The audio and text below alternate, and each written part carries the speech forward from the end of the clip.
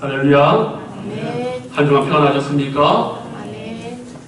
평안 안 하셨기 때문에 옆 사람, 뒷사람 보면서 평안을 빕니다. 축복합니다. 사랑합니다. 인사 한번 할까요? 축복합니다. 사랑합니다. 예. 여러분 혹시 바다에 나가서 배를 타보신 경험이 있습니까? 아멘. 울릉도 독도 가게 되면 보통 배를 타고 가지요. 또 여기 우리 남성분들 중에서 낚시를 좋아하시는 분이라면 배를 타고 섬에 들어가거나 바다 한복판에서 배 위에서 낚시를 하기 때문에 배를 타본 그런 경험들이 있을 겁니다. 저는 자랑 아닌 자랑을 할 게 있습니다. 제가 초등학교 6학년 때 여름방학 때 새벽 5시에 일어나서 아버지와 함께 배를 타고 나와서 제가 자연산 광어와 자연산 우럭과 돌삼치를 잡아본 경험이 있고요. 방학 때가 되면 새벽에 고기를 아버지와 함께 잡으러 나갔습니다. 그리고요, 저녁 5시에는 또 아버지와 함께 고기를 잡으려고 그물을 던지러 나갔습니다. 근데 여러분, 이 새벽에 나가서 고기를 잡을 때 여러분, 이게 정말 마약보다도 더 큰 강렬한 그 맛이 있어요. 여러분 한번 경험을 해보셔요. 고기가요, 여러분, 저 밑에서 올라올 때요, 가슴이 막 쿵쾅쿵쾅쿵쾅 뛰어요. 이걸 잘 모르시는 분이 계실 것 같은데, 바다 밑에서 고기가 올라오면요, 여러분, 이게 엔돌핀이요, 평소보다도 한 10배, 100배 오른 것 같아요. 짜릿해요, 여러분. 이 고개를 끄덕이시는 분들은 뭘 아시는 분이세요. 여러분, 근데 제가 주로 잡은 그 고기가요, 뭐라고, 두 가지가 주로 뭐라고요? 자연산 광어하고 우럭인데요. 이 광어하고 우럭은요, 잡히는 위치가 서로 달라요. 광어, 가자미, 도다리는요, 모래 위에 있어요. 그렇기 때문에 얘를 잡으려면 바다 한복판에 가서 이렇게 그물을 던져야 됩니다. 그런데 우럭, 돌삼치, 놀래미 이런 것들은요, 그런 데서 잡히지 않아요. 섬이 있죠. 섬이라든가 바다 아래에 수중 암초가 있는 데에 거기서 잡혀요. 던지는 그물도 달라요. 그런데 그게 초등학교 6학년이면은 지금으로부터 여러분 40년 전입니다. 그런데 여러분, 그때 그 자연산 광어 한 마리가 보통 잡히면 3만 원이었는데 그때 일단이었어요. 근데 놀라운 건요, 아버지와 함께 그 그물을 이렇게 있는 걸 한 폭, 두 폭이라고 하거든요. 그걸 한 3폭에서 4폭 정도를 가지고 가서 몇 킬로를 던지는데 그 광어 한 마리가 안 잡혀요. 정말 너무너무 잡기 힘들더라고요. 그렇다고 가자미, 도다리는 잡힙니까? 잘 안 잡혀요. 근데 그 한 마리를 잡으려고 저희 아버지하고 제가 그렇게 애를 썼습니다. 그런데 여러분, 광어가 있지 않습니까? 오늘 갑자기 고기 얘기를 많이 하는데, 여러분, 자연산 광어하고 양식산 광어하고 어떻게 여러분 분간하신 줄 아세요? 배가 달라요, 배가. 자연산 광어는 배가 하얗습니다. 그러나 양식산 광어는 절대 배가 하얗지 못해요. 여기 검은 얼룩얼룩한 점들이 있어요, 누런 점들이. 근데 이 광어금을 떼면요, 이게 수심한 100m, 200m의 그물에 던져져 있는데 20m, 30m에서 진짜 올라오면 뭔가 저 안에서 검은 것이 이렇게 올라와요. 그럼 이제 우리 아버님은 아시는 거죠. 등지가 큰 놈이 올라오면은 이렇게 보시다가 이게 광어인지 아닌지를 알 수 있는 경우가 뭐냐? 갑자기 올라올 때 밑에서 광어 배가 쫙 뒤집어지는 허연 색깔이 순간적으로 보입니다. 허연 빛이 딱 나는 순간적으로 그게 광어인 줄 아는 거예요. 그럼 그때부터 이제 아버님이 소리 지시는 거예요. 지준아, 광어다. 우리 일당이 거기서 해결되는 거예요. 그러니까 여러분, 큰 수진 밑에서 시퍼렇고 검은 데서 뭔가 검정이 올라오는데 갑자기 허옇게 딱 되는 순간, 그날은 끝나는 날이에요. 그날은 일단은 용돈도 나오고 일단 밥상이보다 다 나와요. 여러분, 그때 있지 않습니까? 제가 그래서 그게 좋아가지고 저희 어머님한테 대학교 때, 어머니, 나 어부가 되고 싶어요 라고 했다가 욕을 바가지로 먹었지 않습니까? 어머님이 기껏 그거 하지 못하게 하려고 대학교를 보냈더니 너가 지금 그런 얘기를 해 하면서 혼난 적이 있어요. 근데 여러분, 이 고기 잡는 이 낚싯줄에서 이 물고기 한 분은 그 요동치는 생명력은요, 여러분, 마약보다 더 심해요, 여러분. 여러분 혹시 우울증이 있습니까? 낚시 들고 한번 바깥에 나가보세요. 특히 여성분들 갑자기 가을이 되고 조금 이렇게 뭐 우울해지고 좀 이상하다 싶으면은 저 좌대에 나가가지고 우리 남편들이 한번 딱 데리고 나가세요. 그 낚시줄 그 끝에 고기가 한번 두두두두 하는 거 한번 우리 여러분들이 한번 경험하면 아마 새로운 인생이 펼쳐질 수도 있어요. 근데 여러분, 제가 이 일을 참 40년이 지난 지금도 늘 잊을 수가 없어요. 그런데 여러분, 그렇기 때문에 우리 예수님께서 제자들에게 뭐라고 합니까? 내가 너희로 사람을 낚는 어부가 되게 하리라 라고 했을 때에 저는 이 어부였던 네 사람의 제자들이 이 예수님이 무엇을 말하고 무슨 희열을 말했는지 저는 경험했기 때문에 알 수가 있어요. 아멘. 여러분, 근데 문제는 뭐냐? 이 고기 잡는 일이요, 낭만이 있을 것 같지만 여러분, 대단히 위험합니다. 아니, 더 정확하게 말하자면 바다가요, 되게 위험해요. 갑작스럽게요, 돌풍이 이렇게 불고요, 파도가 일렁이고 갑자기 먹구름이 끼어요. 그 한순간에 여러분, 대단한 공포가 물려옵니다. 제가 어려서요, 바닷가에서 폭풍우가 치는 날 언제나 들리는 얘기가 있어요. 우리 동네와 인근 지역 항구에서 고기 잡으러 나갔다가 죽었다는 이야기를 대단히 저는 많이 들었습니다. 오히려 여러분, 육지에서 죽는 경우는 거의 없어요. 육지에서 죽는 경우는 거의 없는데 바닷가에서 폭풍우 치는 날에 갑자기 바다가 돌풍이 불어서 배를 타고 나갔다가 돌아오지 못해서 죽는 경우는 대단히 많이 봤습니다. 저도 지금도 기억해요. 아버님이 새벽에 나갔는데 그날따라 갑자기 돌풍이 부는 거예요. 근데 아버님이 보통 새벽 4시 반에 일어나서 5시에 나가면은 이 고깃배 끌어당기고 보통 우리가 한 8시, 9시에 들어오거든요. 근데 아버님이 안 들어오시는 거예요. 어머님이 우리 나가보자. 아버지가 안 온다면서 그 모래사장에서 초조하게 아버지를 기다렸던 날이 수없이 많아요. 저는 지금도 그거 기억합니다. 근데 여러분 보십시오. 정말 이 바닷가에 고기를 잡으러 나가고 그 풍랑을 경험한 저로서는 정말 오늘 이 예수님께서 이 풍랑 가운데 제자들이 왜 이렇게 두렵고 떨었는지를 저는 피부로 경험했던 사람입니다. 여러분, 갈릴리 호수도요, 대단히 변덕이 심하다고 합니다. 근데 여기는 호수인데 너무 넓어서 바다라고 불러요. 그런데 여기를 다녀온 사람들이 그런 말을 해요. 여기가 얼마나 돌풍이 변덕스러운지 그 바람이 한번 불게 되면요, 거짓말 안 못하고 벽돌이 날아질 정도로 그렇게 강력하대요. 여러분, 여기 혹시 이스라엘 다녀온 분 계십니까?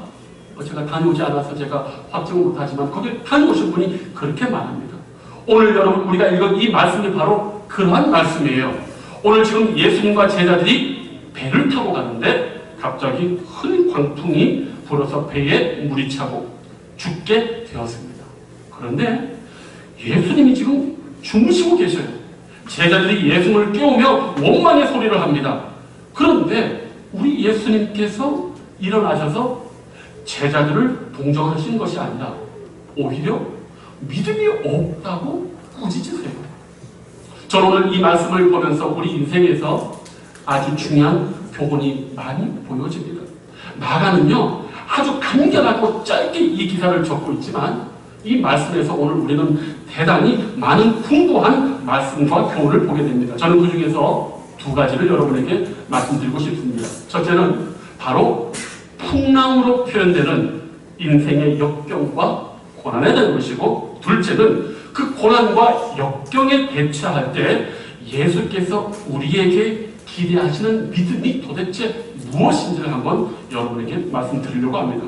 먼저 오늘 우리가 이 말씀에서 깨닫는 교훈이 바로 이런 겁니다. 예수님과 함께하는 삶 속에서도 여전히 우리에게는 광풍이 몰아친다는 겁니다. 그리스도를 따른다고 해서 고난과 역경이 우리의 삶을 비켜가는 것이 아니라는 이 평범한 사실을 우리가 기억해야 됩니다. 이것은 대단히 중요한 진리입니다. 그러나 이 단순한 진실 앞에서 대부분의 그리스도인들이 실망하고 좌절합니다. 제자들처럼. 지금 제자들이 광풍 앞에서 주님을 깨울 때 이런 말을 합니다. 우리가 죽게 된 것을 돌보지 아니하시나이까. 여러분, 이 말씀이요, 간청으로 보이지만 잘 보십시오. 간청에서 원망으로 지금 변하고 있는 거예요. 아니 주님, 우리가 지금 죽게 됐는데 이렇게 주무시고 계십니까? 원망이에요. 지금 왜 우리를 돌보시지 않습니까? 왜 우리를 지금 이 풍랑 가운데 그대로 내버려 두시고 모른 차십니까? 지금 원망하고 있는 겁니다. 제자들의 이 원망은요, 그 마음속에 여러 기대가 무산된 것에 대한 원망이에요. 아마 제자들은 지금 모든 것을 버리고 예수님을 따르지 않습니까? 이들의 머릿속에는 무슨 생각이 있냐면은 지금 중풍병자를 고치시고 회당에서 손마른 자를 고치시고 병자를 고치시고 귀신을 내쫓은 그 예수님을 이미 경험했기 때문에 이제 예수님 따르면 무난한 여행, 좋은 날씨, 용이한 코스, 걱정과 근심으로 자유하고 앞길에 탄탄대로만 놓여 있다고 생각했을 것입니다. 고난은 이제 사라졌다라고 생각했을 겁니다. 그런데 그런 기대와는 정반대의 현실이 지금 나타나니까 더 당황스럽고, 아니 예수님을 따르기 전에도 많은 풍랑을 만났지만 지금 예수님과 함께한 이 시점에서는 더 광대한 풍랑을 오히려 맞고 있는 겁니다. 여기 최소한 4명의 제자는 어부였어요. 베드로, 안드레, 야고보, 요한. 수십 년간 갈릴리 호수의 광풍을 경험한 자들이었습니다. 웬만한 광풍 앞에서는 큰 척도 하지 않는 그런 사람들이었어요. 그런데 보니까 여러분 어때요? 지금 이들이 겪는 광풍이요, 헬라어 원문에는 아주 거대하고 광대한 이런 단어가 쓰여져 있어요. 그러니까 이 광풍이 보통 광풍이 아니에요. 자신들이 예수를 따르기 전에 광풍은 비교도 안 되고 지금 예수를 따르고 함께한 이 시점의 광풍은 오히려 죽음을 줄 만한 그런 광풍이 지금 제자들에게 오는 겁니다. 죽음의 공포로 압도하는 무시무시한 광풍, 하필 지금 예수님 따르고 예수님과 함께 함에도 불구하고 예수님께 모든 인생을 의탁한 그 시점에 왜 하필 지금 이 광풍이 제자들에게 몰아붙이냐는 겁니다. 바로 거기에서 제자들은 실망하고 낙담하고 있는 겁니다. 그러나 여러분, 이러한 것은 제자들의 과오입니다. 예수님 옆에 따라다니는 꽃길만 걷는다는 거 착각입니다. 그렇지 않습니다. 여전히 우리 삶에는요, 병고와 고통, 슬픔과 눈물, 손실과 십자가, 죽음과 사별, 이별과 분리, 고민과 실망, 우리 육체의 모든 가시가 여전히 존재합니다. 하나님께서 그리스도를 따르는 우리에게, 제자의 삶을 사는 우리에게, 더 열심히 내 인생을 의탁한 우리에게 고난과 시련을 우리에게 제거하시겠다고 말한 적이 없습니다.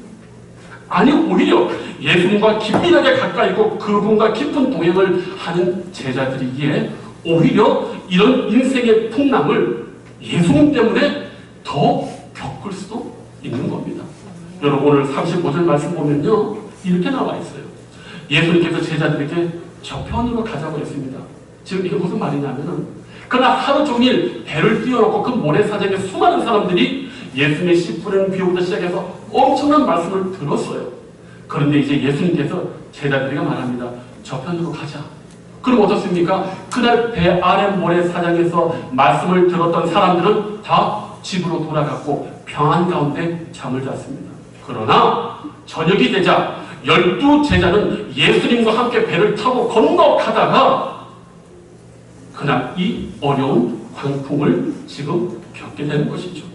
예수님 바로 옆에서 그분을 가장 신실하게 따르고 가까이 한 제자들이기 때문에 이 광풍, 이 엄청난 고난을 겪습니다. 누구 때문에? 예수님 때문에. 예수님과 함께하기 때문에. 여러분, 저는 이 점이 대단히 중요하다고 봅니다. 우리가 겪는 인생의 무상한 풍랑은요, 오히려 예수님과 가까이 있기 때문에, 세상이 미워하는 예수님을 우리가 사랑하기 때문에 그 예수님 때문에 고난을 겪는 신비가 더 있어요. 여러분, 욥을 보십시오. 욥기를 보면 욥의 죄가 나타나 있지 않아요. 욥이 얼마나 경건한 줄 아십니까? 자식들과 잔치를 벌이는데 그 잔치날마다 오히려 마음이 해이해져서 우리 자식들이 마음에 하나님께 범죄할까봐 언제나 제사를 드렸다고 표현되어 있어요. 사탄이 아무리 뒤져도 죄가 나오지 않아요. 그러나 욥은 애매하게 고난을 받습니다. 왜 받을까? 우리는 거기에 대한 이유 알 수 없습니다. 한 가지만은 정확히 말할 수 있습니다. 욥은 하나님을 가장 가까이 긴밀하게 사랑했다는 사람. 여러분, 바울 보십시오. 우리가 오후마다 지금 고린도 전서를 통해서 바울을 추적하고 있지 않습니까? 바울처럼 인생의 모든 것을 내어놓고 그렇게 불같은 열정을 태운 사람이 어디 있습니까? 그런데 여러분, 그의 고난을 보십시오.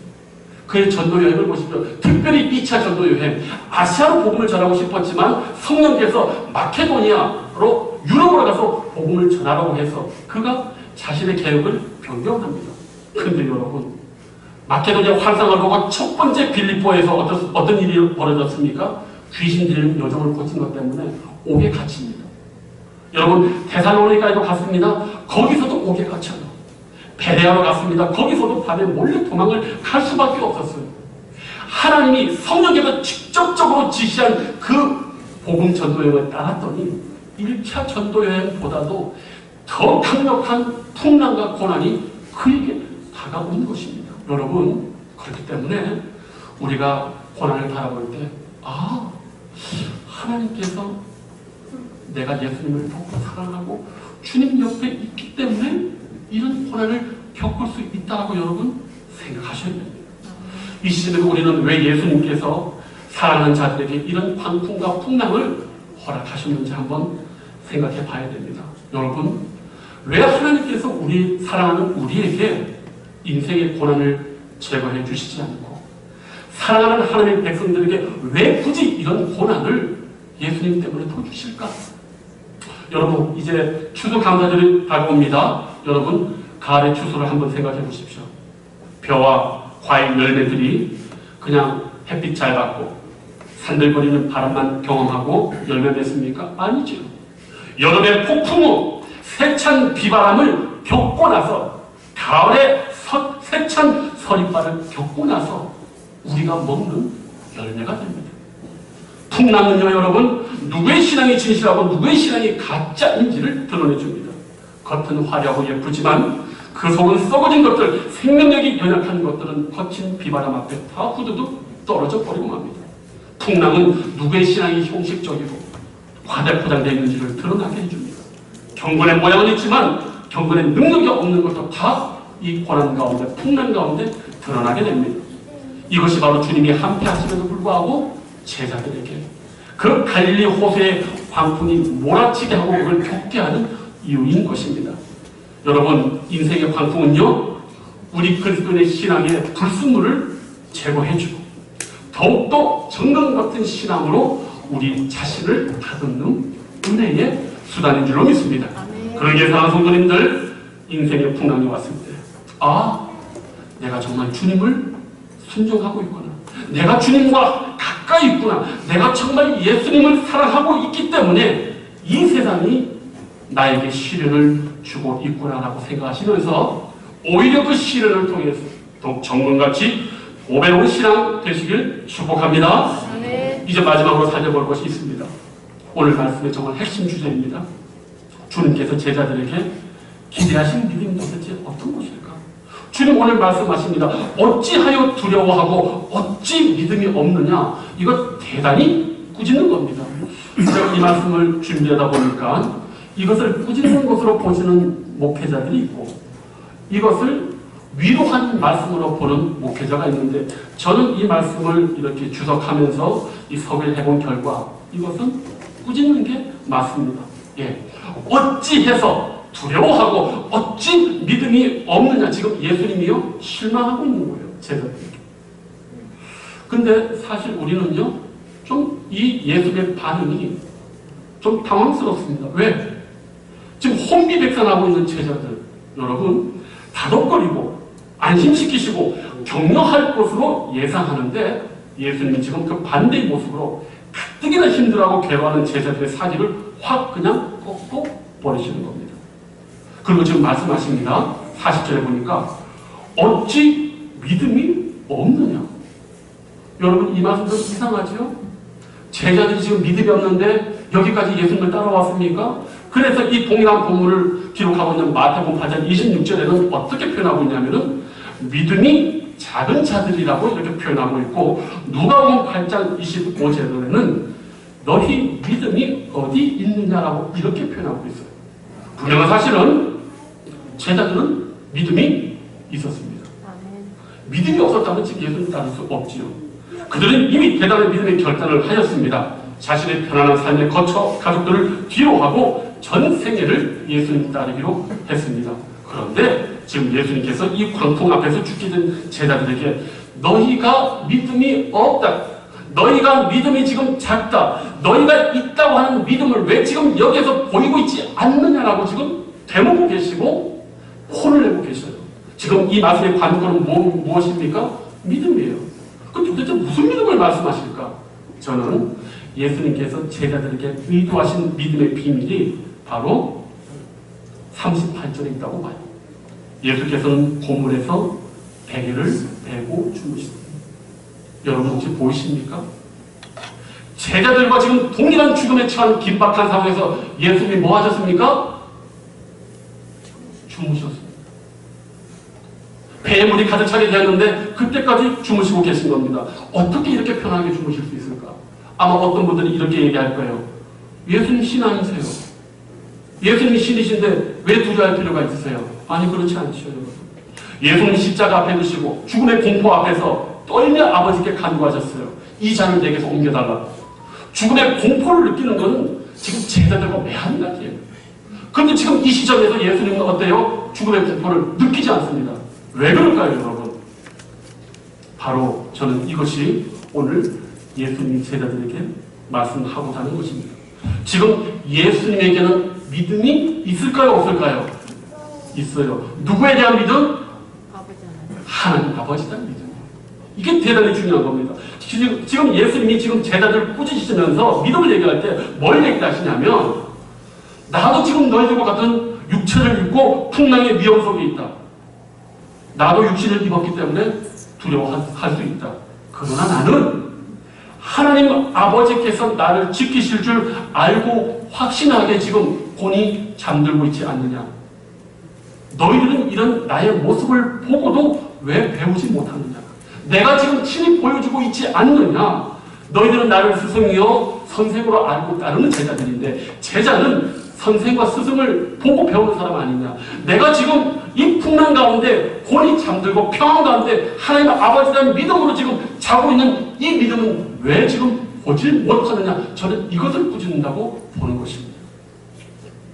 여러분, 이게 이해됩니까? 예수님은요, 자신의 소명과 부르심을 아시는 분이에요. 예수님은 십자가의 그 구속의 사역을 감당하기 전까지는 하나님 아버지의 손에는 붙들려 있다는 것을 알고 있는 믿음의 소유자였어요. 그러니까 지금 이 풍랑이 겉으로는 죽음을 줄 것 같아도 예수님은 의심하지 않는 거예요. 그래서 편히 주무시는 거예요. 여러분, 저는 오늘 이 믿음에 대해서 이 갈라디아서 2장 20절 말씀을 여러분들과 함께 한번 깊이 이 믿음을 이해하기 위해서 여러분들에게 좀 말씀드리고 싶어요. 여러분, 갈라디아서 2장 20절에 이런 말씀이 있어요. 여러분, 내가 그리스도와 함께 십자가에 못 박혔나니 그런즉 이제는 내가 사는 것이 아니요 오직 내 안에 그리스도께서 사시는 것이라. 이제 내가 육체 가운데 사는 것은 나를 사랑하사 나를 위하여 자기 자신을 버리신 하나님의 아들을 믿는 믿음 안에서 사는 것이라. 우리가 다 잘 알고 있어요. 근데 여러분, 이 번역이 좀 대단히 아쉬워요. 어떤 부분에서 아쉽냐면, 여기 자기 자신을 버리신 하나님의 아들을 믿는 믿음 안에서 이렇게 번역하고 있는데, 헬라어 원문에는 이렇게 번역할 수가 없어요. 어떻게 번역할 수 있냐면은 자기 자신을 버리신 하나님의 아들의 믿음 안에서예요. 영어 성경에도 보면요, 하나님의 아들 안에 있는 믿음으로 산다고 되어 있어요. 이게 뭔 말입니까, 여러분? 예수 그리스도를 믿는 믿음하고 예수 그리스도의 믿음으로 사는 것 차원이 달라요. 예수 그리스도를 믿는 믿음은 뭡니까? 하나님 내 바깥에 있어요. 예수님 내 바깥에 있어요. 봅니다. 그분이 하나님의 아들이시고 능력자인 걸 봅니다. 그걸 바라보고 믿는 믿음이고, 갈라디아서 2장 20절 원래의 이 번역은 누구의 믿음이에요? 내가 예수 그리스도를 보고 믿는 믿음이 아니라 내 안에 누구의 믿음이 있다고요? 예수 그리스도의 믿음을 그 믿음으로 산다고 되어 있어요. 차원이 달라요. 지금 갈라디아서가 그 얘기를 하고 있고, 그 예수 그리스도의 믿음이 뭡니까? 하나님의 아버지를 전적으로 신뢰하는 그 믿음, 바로 오늘 마가복음에서 우리에게 말씀하시는 믿음. 믿음의 차원, 믿음의 능력, 믿음의 스케일이 달라요, 여러분. 이 믿음도 중요하죠. 우리가 지금까지 알고 있던 이 믿음도 대단히 중요합니다. 그러나 지금 예수께서 말씀하시는 믿음은 그 스케일과 범위가 대단히 다른 걸 알 수가 있습니다. 여러분, 오늘 우리 예수님께서 바로 그 믿음의 차원을 넘어서, 일상적인 믿음의 차원을 넘어서 더 깊은 수준의 믿음, 내 믿음, 내가 깨달은 믿음, 내가 주님을 바라보고 생각했던 그런 믿음이 아니라 누구의 믿음으로 살라고요? 예수 그리스도의 믿음으로 살라고 지금 우리에게 말씀하고 있는 것입니다. 여러분, 놀랍지 않습니까? 이게 여러분 가능할 수 있습니다. 왜? 우리 안에 누가 계셔요? 예수님 계시잖아요. 그분에게 내 인격의 중심을 열어놓고 내가 무장해제하고 그분에게 내 삶의 주권만 드린다면, 이제 내가 깨닫는 믿음 한계가 있어요. 내가 생각하는 믿음 한계가 있습니다. 그러나 예수님께만 온전히 마음을 열어놓으면 그 예수님의 하나님의 아버지에 대한 어마무시한 그 믿음이 내 삶을 주장할 수 있다고 지금 제자들에게 말하고 있는 거예요. 여러분, 오늘 사랑하는 여러분들, 이제 우리가요 이 믿음의 차원을 달리해야 돼요. 나의 연약한 믿음이 아닌, 내가 깨달은 믿음이 아닌, 예수님께서 하나님에 대하여 품으신 그 놀라운 믿음, 지금 예수님 내 안에 살아계시니까 그 예수님이 나를 주장할 수 있도록 내가 열어만 놓으면 내가 이제까지 생각지도 못한 그 예수님의 믿음이 내 삶을 주장할 수 있다는 거예요. 얼마나 놀랍습니까, 여러분? 이 비밀, 이 보화가 지금 우리 안에 있는데 우리는 여전히 내가 깨달은 믿음으로 살겠다는 거예요. 내가 예수님을 바라보는 그 믿음으로 살겠다는 거예요. 지금 예수님이 그것을 지금 제자들에게 보여주고 있는 겁니다. 이 주의 공부 앞에서 나를 봐라. 하나님 아버지에 대한 이 믿음으로 내가 잠자고 있는 걸 봐라. 왜 나를 보면서도 깨닫지 못하느냐? 여러분, 지금 이 저편으로 가자고 말한 게 누굽니까? 제자들이 아니에요. 예수님이 가자고 했지 않습니까? 그러면 가자고 한 예수님을 먼저 깨워야지. 오늘 여기서 제자들이 무엇을 잘못했습니까? 예수님 너무 늦게 깨웠어요. 왜 늦게 깨웠어요? 자기들이 할 수 있다고 생각하는 거예요. 내가 여기서 얼마나 잠자고 굶었는데, 내가 수십 년을 이 갈릴리 바다 골목에서 얼마나 내가 고기자식 잘했는데, 그런데 지금 겪고는 고통은요, 제자들의 경험을 넘어서 고통이에요. 제자들은 자신들이 할 수 있다고 봤어요. 천만의 말씀. 제자들의 믿음 없으면 바로 여기 나타난 겁니다. 여러분, 어떤 일이 있어요? 더 빨리 깨워야 돼요.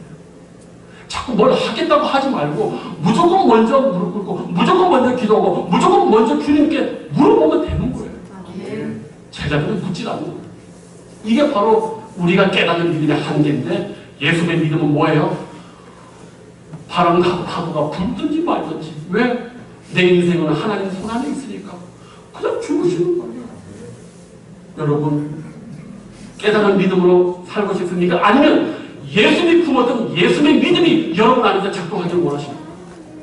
이 믿음이 오늘 우리에게 말씀하고 있습니다. 사랑하는 여러분들, 예수님의 믿음이 여러분 안에 작동하도록 합시다. 우리의 항해의 인생을 주님께서 시작하셨으니까 이 항해의 인생 가운데 우리에게 닥치는 모든 풍랑에 대해서 예수님이 책임지게 하십시오. 홀로 고군분투 하지 마시고 빨리 예수님을 깨우십시오. 그리고 그분이 여러분을 앞서서 역사하시도록 하십시오. 그러할 때 우리 삶의 놀라운 평안과 만족과 기쁨이 분명히 회복될 줄로 믿습니다. 이 놀라운 예수의 믿음이 여러분의 삶을 온전히 주관하시길 예수님의 이름으로 축복합니다. 기도하겠습니다. 아버지 하나님 감사합니다. 우리가 주님을 바라보고 주님에 대하여 깨닫는 믿음도 얼마나 소중합니까? 그러나 오늘 주님은 말씀하십니다. 내가 아버지에 대하여 전적인 신뢰를 가지는 이 믿음으로 너희들 살아라. 내가 너희들 안에 있지 아니하느냐? 이제는 마음을 열고 내가 너 안에서 이 주도적인 믿음을 가지고 살게 하라고 오늘 우리에게 말씀하시는 줄로 믿습니다. 우리 인생에 예수님을 사랑하기 때문에 예수님 곁에서 우리가 고난을 받을 때에 주여 이제는 우리 스스로 고군분투하지 않고 빨리 예수님을 깨우게 하여 주시옵소서. 우리 인생의 항해를 주님께 맡기고 주님께서 책임지는 그러한 믿음의 역사를 우리에게 허락하여 주시옵소서. 감사를 주님께 드리옵고 예수님의 이름으로 축복하옵고 기도하옵나이다. 아멘.